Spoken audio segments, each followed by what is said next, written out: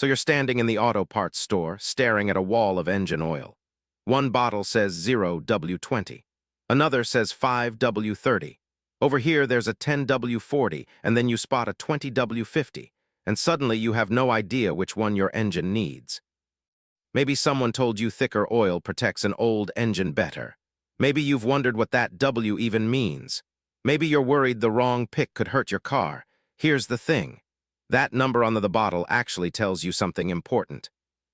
Engine oil has two numbers with a W in between. The W stands for winter, not weight.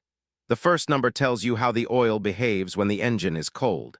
The second number tells you how it behaves at full operating temperature. So a 0W20 flows easily on a freezing morning and holds its consistency when the engine is hot. A 20W50 is much thicker in the cold and stays thicker when it's warm too. Those numbers are chosen by the engine manufacturer.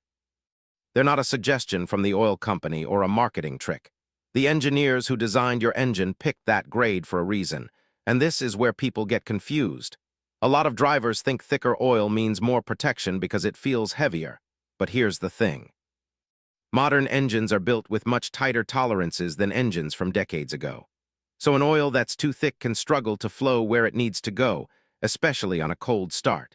That's why so many newer cars call for thin oils like 0W20 or 5W30. The oil needs to reach critical components fast, and thinner oil gets there quicker. It also helps fuel economy because the engine isn't fighting the oil. And this is the mistake I see people make all the time. They assume thin oil is weak oil. But thinner doesn't automatically mean weaker. A quality 0W20 protects just as well as a thicker oil. The thickness is about flow, not strength. But there's another part of engine oil that most people completely overlook.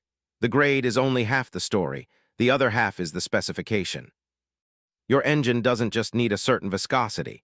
It needs oil that meets certain standards and approvals set by the manufacturer. Two bottles can both say 5W30 and still be completely different oils.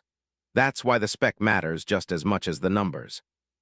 Now, to be fair, there are situations where a different viscosity makes sense. Some older engines were designed around thicker oils, and they may genuinely need a 10W40 or even a 20W50.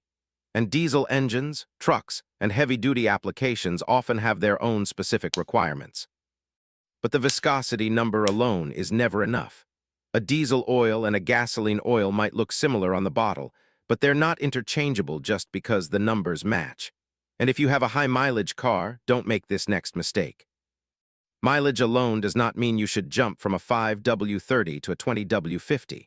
I know the old story about thicker oil for an old engine.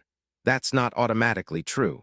If your engine is burning oil or developing small leaks, a high-mileage formulation might help. But it's not a magic fix. The right choice still depends on your vehicle and what the manufacturer recommends. Here's where choosing the wrong oil can work against you. If you use an oil that's too thick for your engine, it can slow down flow during startup, hurt efficiency. If you use something too thin for an engine built around a thicker oil, you might not get the protection it needs. Either way, the problem isn't that one oil is bad. The problem is using an oil outside what the engine was designed for. Temperature matters here too. A cold engine needs oil that flows properly the moment you turn the key. A hot engine needs oil that keeps its consistency under stress. So even if you live somewhere very hot or very cold, stay within the manufacturer's approved range. Don't just grab the thickest bottle because it's summer or the thinnest because it's winter. So where do you look before you buy? Start with your owner's manual. That's the source of truth. Some cars have the grade printed on the oil filler cap. And if you're not sure, the manufacturer's service info will tell you the exact spec. When in doubt, that's where the answer lives, not in someone's guess at the parts store. The right oil isn't the thickest oil. It's the oil your engine was designed to use.